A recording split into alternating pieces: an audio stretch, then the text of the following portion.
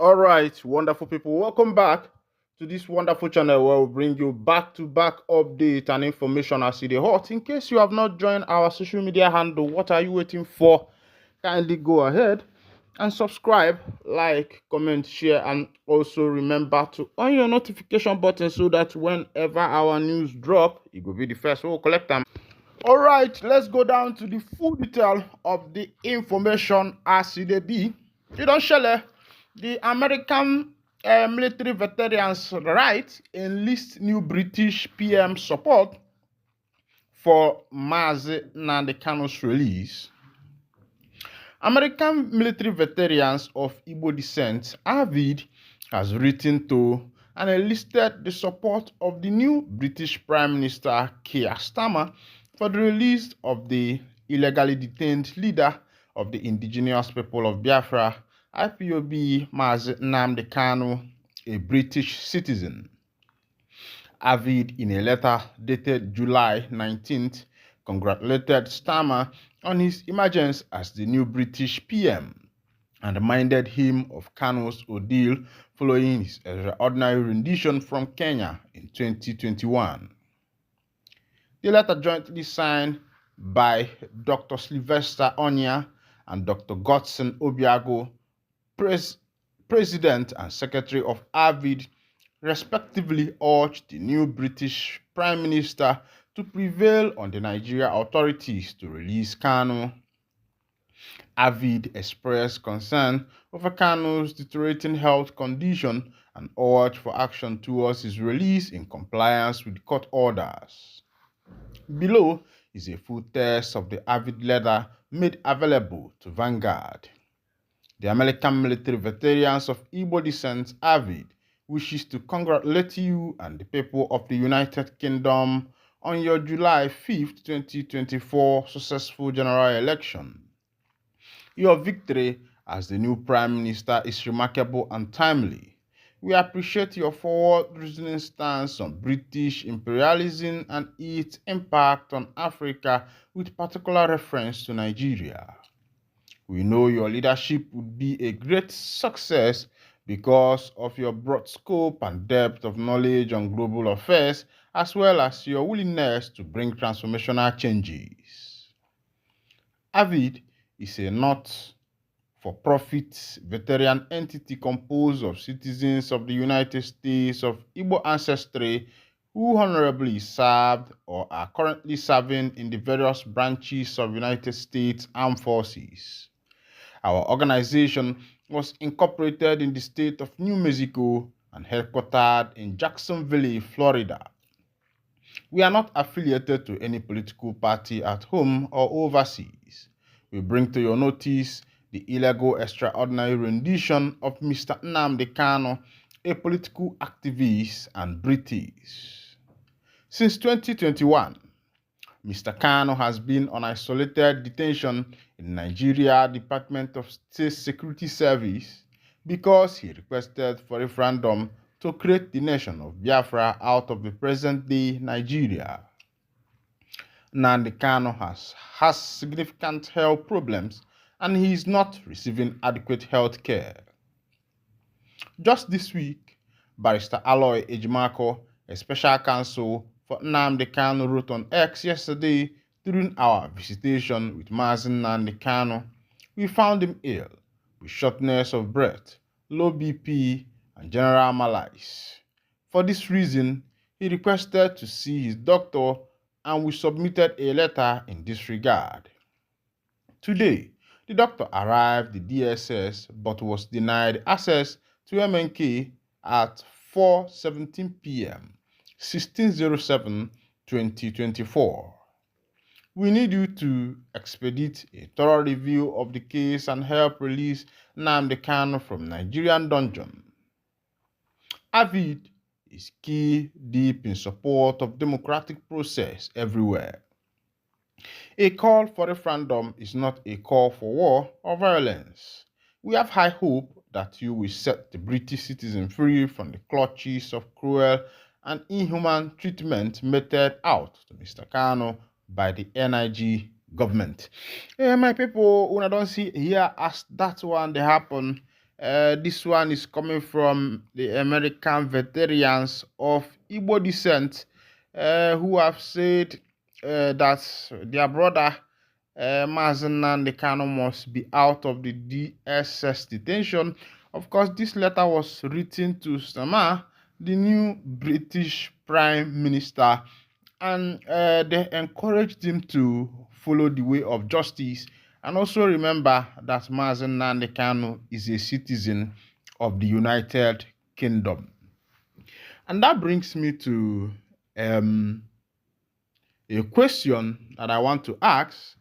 And my question is, had it been that Mazi Nnamdi Kanu is a pure citizen of Britain, like the mother London, the father London, and such a thing happened in Nigeria?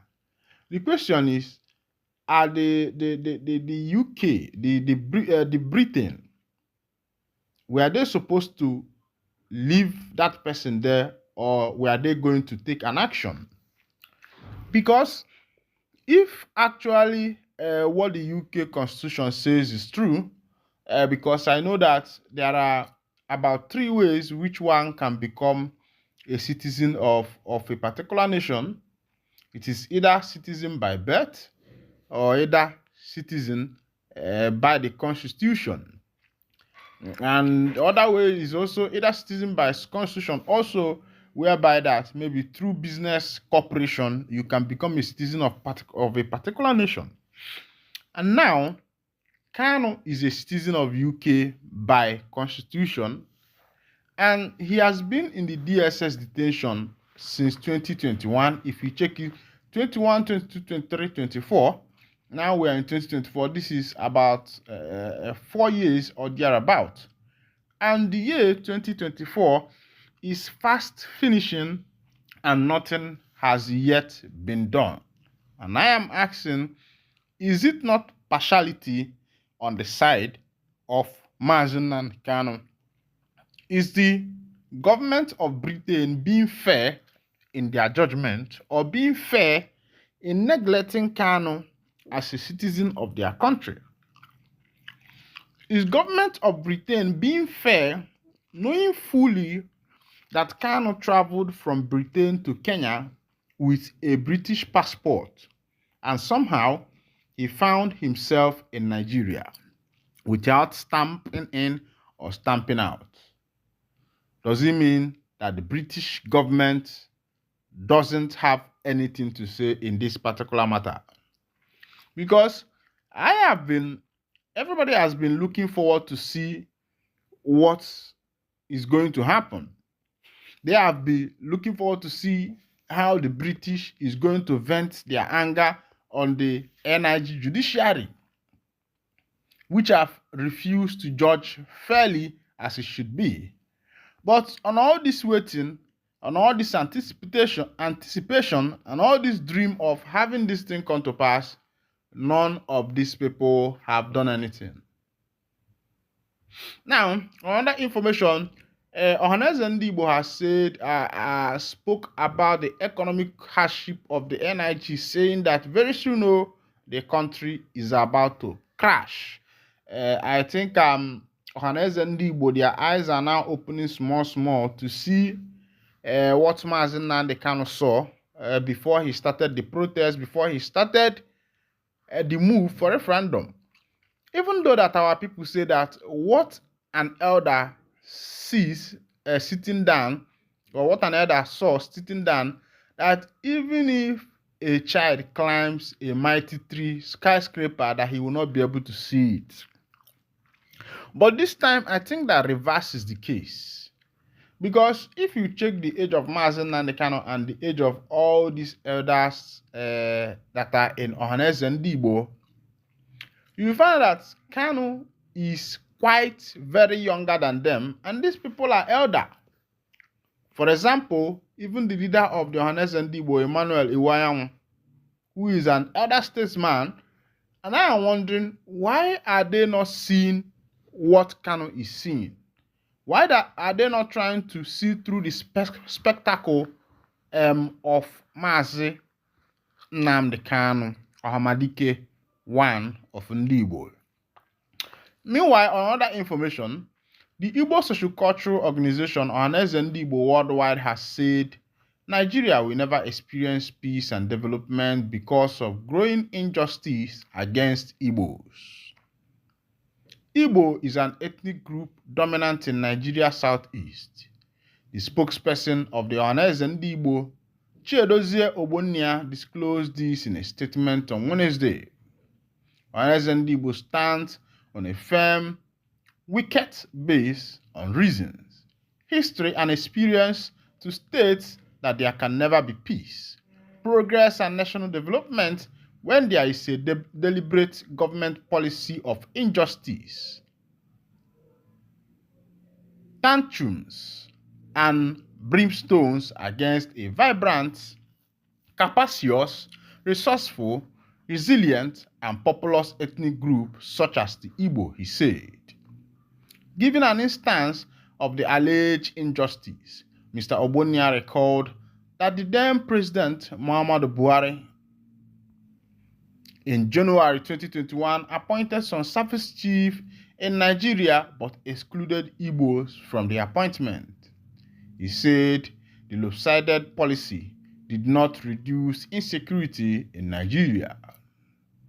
Mr. Ogbonnia also described the current economic hardship in Nigeria as a comeuppance of Igbophobia.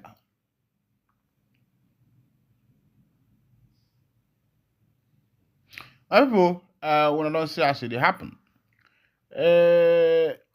he said that what is happening now is as a result of Igbophobia in the country called NIG.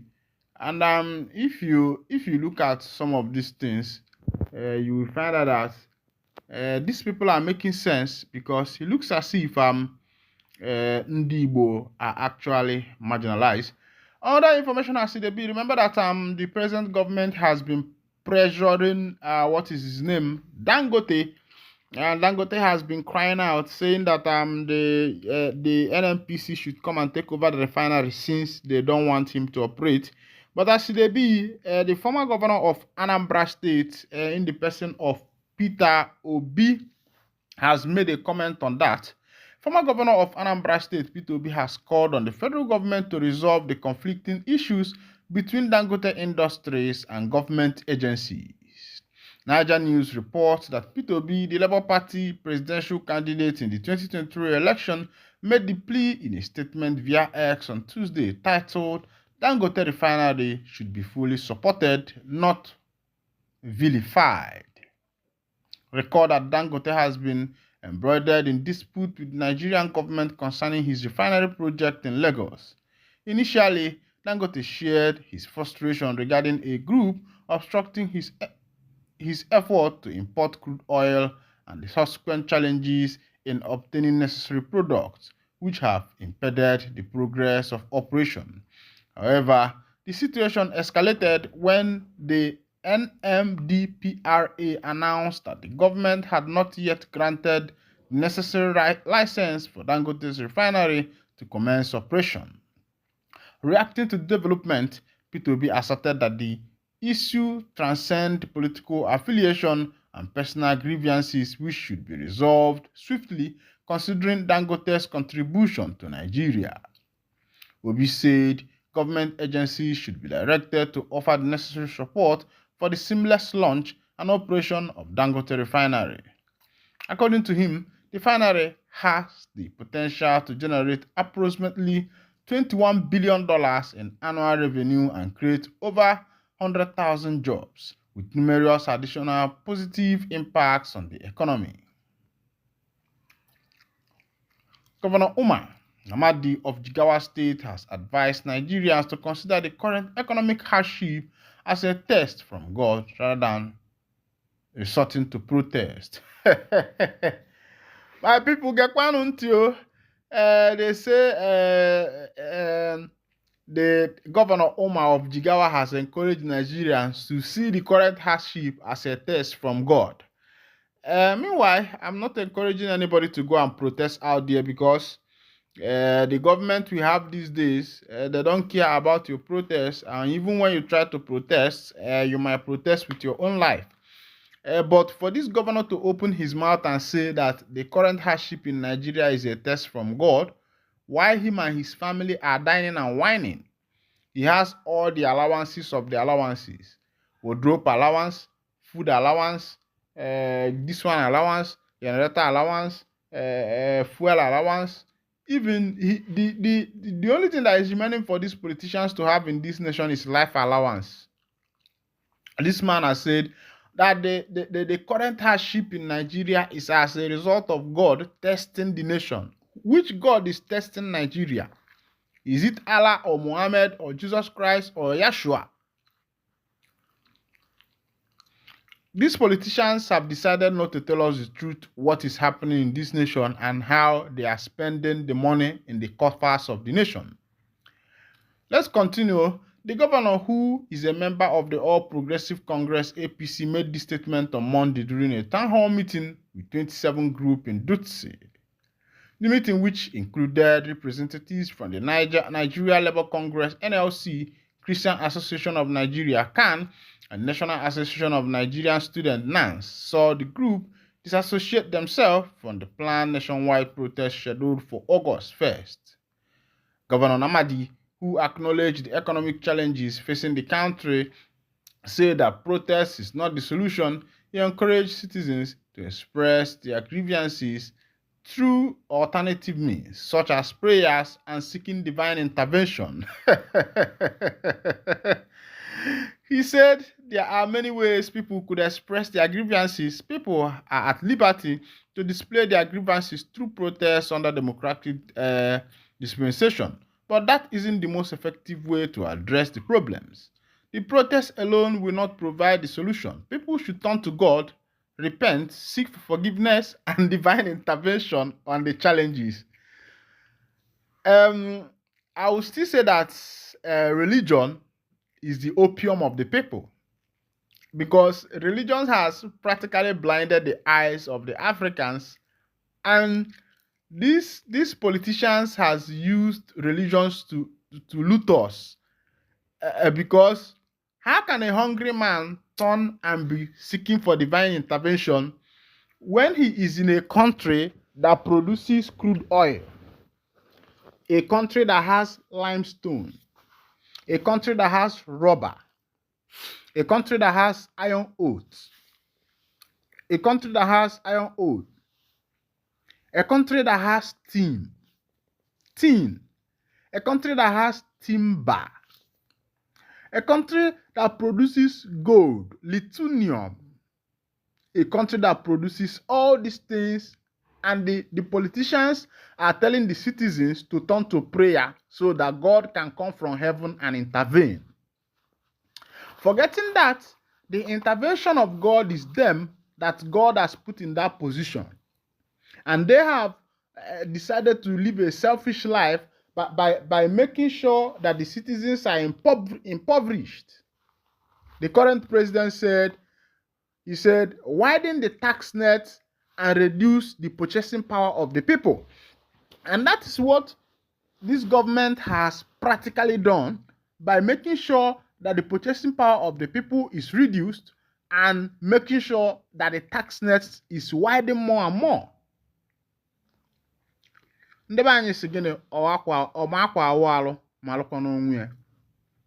If these governors so much love this country, why not reduce their salaries?